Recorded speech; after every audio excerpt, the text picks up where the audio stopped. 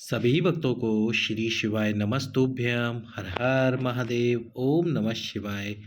जय महाकाल शिवाय नमः ओम। तो आज हम आपको बताने वाले हैं कल यानी कि मंगलवार के दिन पड़ने वाली प्रदोष, जिसको कहा जाता है भूम प्रदोष।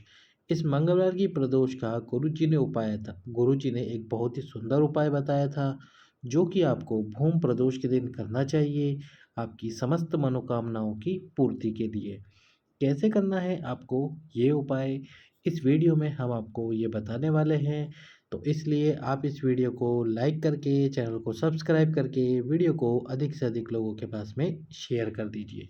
तो सबसे पहला उपाय है वो है 1 कटोरी सरसों के तेल वाला उपाय। यदि आपकी कामना पुत्र की है, यदि आपकी कामना वंश की है, या आपकी कामना धन की है, या आपकी कामना कोई भी है, यदि आपकी कोई भी कामना है और वह पूर्ण नहीं हो रही, तो उस कामना को पूर्ण करने के लिए आपको ये उपाय करना होगा। क्या करना होगा? आपको 1 कटोरी में तेल भरना होगा, और वो भी कौन सा? सरसों का तेल। उस सरसों के तेल को भरकर प्रदोष काल में भगवान शंकर के मंदिर में पहुंच जाइए। प्रदोष काल में शिव जी के मंदिर में पहुंचकर सबसे पहले तो आपको दक्षिण दिशा में पहुंचना है। दक्षिण दिशा में पहुंचकर उत्तर की तरफ मुख को रखकर आपको वो सारा तेल, जो कटोरी के अंदर तेल है, वो सारा का सारा तेल आपकी कामना बोलते हुए भगवान शंकर के शिवलिंग पर समर्पित कर देना है। जब आप कामना बोलते हुए समर्पित करो, तो उस समय पे तुमरुका जी का नाम अवश्य ही लो। ये वही तुमरुका जी है जो प्रतिदिन और प्रति समय शिव महापुराण का वाचन करते हैं, शिव महापुराण की कथा वाचते हैं। जब आप कटोरी से सारा तेल समर्पित कर दो, फिर आपको क्या करना है? सारा तेल समर्पित करने के बाद में जो भगवान शंकर का शिवलिंग है, उस शिवलिंग पर आपको आपकी अनामिका उंगली, कौन सी उंगली? अनामिका उंगली, जिसके अंदर आप रिंग पहनते हो, अंगूठी पहनते हो सगाई के समय, शादी के समय, उस अनामिका उंगली से आपको शिवलिंग के ऊपर, आपने शिवलिंग पे तेल चढ़ाया है तो शिवलिंग पे सरसों का तेल तो रहेगा ही, तो आपको उस अनामिका उंगली से आपकी कामना बोलते हुए एक ओम का निर्माण करना है। किसका निर्माण करना है? ओम का। इस प्रकार से ओम, इतना बड़ा ओम आपको नहीं बनाना, आपको केवल शिवलिंग के ऊपर बनाना है। यानी कि इस प्रकार से ओम बनाना है शिवलिंग के ऊपर, और वो भी केवल और केवल आपकी अनामिका उंगली से। आपकी अनामिका उंगली से बनाया गया ये ओम आपको आपकी कामना पूर्ण करवाएगा। जब आप ओम बनाएं तो आपकी कामना अवश्य ही पूरी। केवल इतना सा उपाय है, इस उपाय को करके आइए भूम प्रदोष के दिन। भूम प्रदोष वैसे भी बड़ी जल्दी नहीं आती है, मंगलवार की प्रदोष को भूम प्रदोष कहा जाता है। तो कीजिए इस उपाय को। दूसरा जो उपाय है वो भी है आपकी मनोकामना पूर्ति का उपाय। इसमें आपको क्या करना है? इसमें आपको लेना है एक बेलपत्र। अब ये जो बेलपत्र है, इस बेलपत्र की जो नीचे वाली डंडी है, इस हिस्से को आपको तोड़ना है। तोड़ने के बाद में आपको या तो लाल चंदन या पीला चंदन, किसी एक कटोरी के अंदर लाल चंदन पीला चंदन को घोल लेना है, यानी कि उसमें जल डाल लेना है। अब आपको इस डंडी को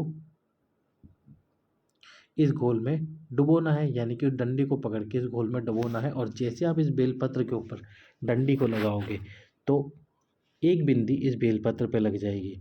इसी प्रकार से आपको, यदि आपकी कामना वंश की है, संतान की है और पुत्र प्राप्ति की है, तो फिर आपको, जैसे आप एक बार लाल चंदन लेकर, या तो लाल चंदन या फिर पीला चंदन, कोई भी एक चंदन लेकर किसी पात्र में या कटोरी में लेकर उस डंडी को लगाइए, और इस प्रकार से बेलपत्र पे एक बिंदी लगाइए। जैसे आप पहली बिंदी लगाओगे तुम रुकेश्वर महादेव का स्मरण करो, दूसरी बिंदी लगाओगे तुम रुकेश्वर महादेव का स्मरण करो, तीसरी बिंदी लगाओगे तुम रुकेश्वर महादेव का स्मरण करो, और इस प्रकार से आपको लगातार बेलपत्र पे तुमरुकेश्वर महादेव का स्मरण करते हुए ये बिंदियाँ लगाती जानी है।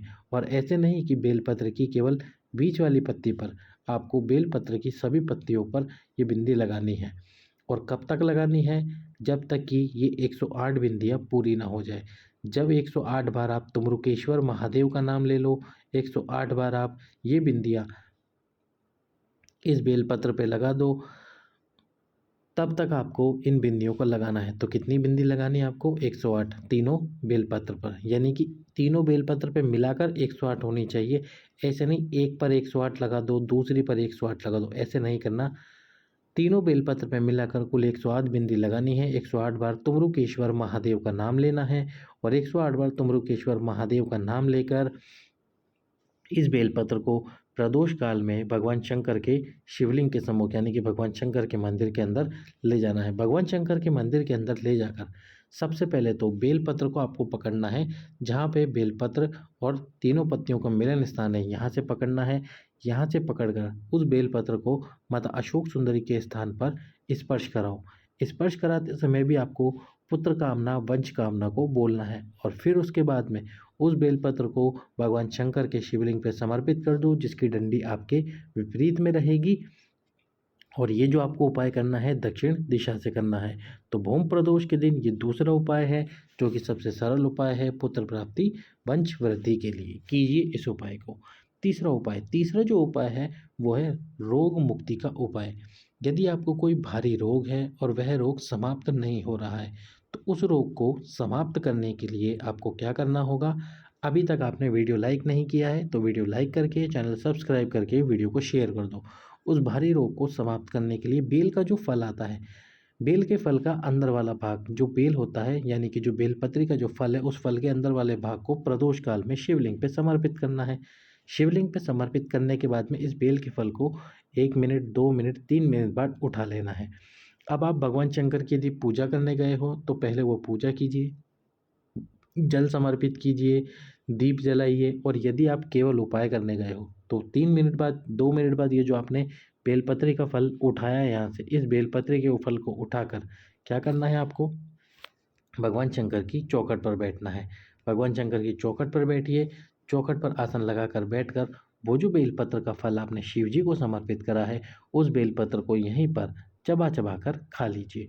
अब आप कहेंगे भैया इस समय पे बेल के फल में फल नहीं आते तो हम क्या करें। तो मार्केट में आपको पंसारी की दुकान पर सूखा बीला मिल जाएगा। उस सूखे बीले को थोड़ी देर जल के अंदर डाल दीजिए, जितने वो गीला हो जाएगा, नरम हो जाएगा, और उसके बाद आप उस सूखे बीले का उपाय रोग मुक्ति के लिए कर सकते हैं। भूम प्रदोष के दिन किया जाने वाला ये बहुत ही विशेष उपाय है।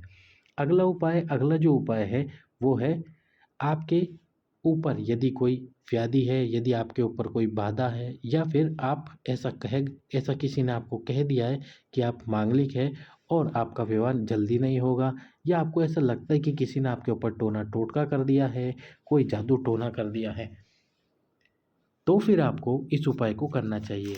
एक आटे का दीपक बनाइए। उस आटे के दीपक में 4 बत्ती लगाइए। कितनी बत्ती लगानी है आपको? 4। और 4 कौन सी वाली? लंबी वाली। 4 बत्ती लगाकर उस आटे के दीपक में घी डाल दीजिए। घी डालने के बाद में आपको शंकर जी पे से उस दीपक को प्रज्वलित करने से पहले प्रदोष काल में 7 बार उसारना है, यानी कि 7 बार शंकर जी पे से घुमाना है। पहले शंकर जी पे से 7 बार घुमाइए और उसके बाद में 3 बार खुद पर से 3 बार उस दीपक को घुमाकर शंकर जी के शिवलिंग के सम्मुख में उस दीप को प्रज्वलित कर दीजिए। इस प्रकार से यदि आपने भौम प्रदोष के दिन ये एक आटे का दीप प्रज्वलित कर दिया तो बाबा आपके ऊपर जो भी व्याधि है, या आपके ऊपर कोई टोना टोटका है, या कोई भी समस्या आपके ऊपर है, वो सारी समस्या और टोना टोटके समाप्त हो जाएंगे। और यदि आपके जीवन में मांगलिक है, यानी कि आपको किसी ने कह दिया है कि आपको मंगल का दोष है, आपका विवाह नहीं हो रहा, उसके लिए भी आप इस उपाय को अवश्य ही कर सकते हैं। अब इस वीडियो का अंतिम उपाय है 21 आम के पत्तों वाला उपाय। यदि आपको कोई चर्म रोग है तो उस चर्म रोग को समाप्त करने के लिए आपको क्या करना होगा, आम के पत्ते लेने होंगे। और कितने पत्ते लेने हैं? आम के कुल 21 पत्ते लेने हैं। और 21 पत्ते कौन से? सूखे पत्ते। आम के 21 सूखे पत्ते लीजिए। अब ये सूखे पत्ते कैसे लेने हैं? तो जैसे ये आम का वृक्ष है, आम के वृक्ष में से आपको 21 पत्ते तोड़ने नहीं हैं। आम के वृक्ष में से पत्ते स्वयं नीचे गिरते हैं, तो जो पत्ते नीचे ज़मीन पर गिरे हुए हो वैसे आपको 21 पत्ते लेने हैं आम के। और ये उपाय है चर्म रोग के लिए, स्किन से संबंधित किसी भी रोग को समाप्त करने के लिए। आम के 21 पत्ते आपने ले लिए। अब इन 21 पत्तों को लेकर इनको जलाकर इनकी भस्म बनाइए। भस्म जब बन जाए तो उस भस्म को सीधे भगवान शंकर के मंदिर में लेके जाइए। प्रदोष काल में उस भस्म को शिव जी के ऊपर समर्पित कर दीजिए। शिव जी के ऊपर प्रदोष काल में उस भस्म को समर्पित करें। समर्पित करने के बाद में उस भस्म को लेकर आएँ और गाय का घी मिलाकर आपके शरीर में जहाँ कहीं भी चर्म रोग है, स्किन डिजीज़ है, उस स्थान पर उस भस्म को लगा लीजिए। मात्र और मात्र 3 दिन लगेंगे, आपके जो भी चर्म रोग है या जो भी स्किन डिजीज़ है, वह पूरी तरह से समाप्त हो जाएगी। तो कीजिए भूम प्रदोष को किए जाने वाले ये सभी उपाय। सभी भक्तों को श्री शिवाय नमस्तुभ्यम। हर हर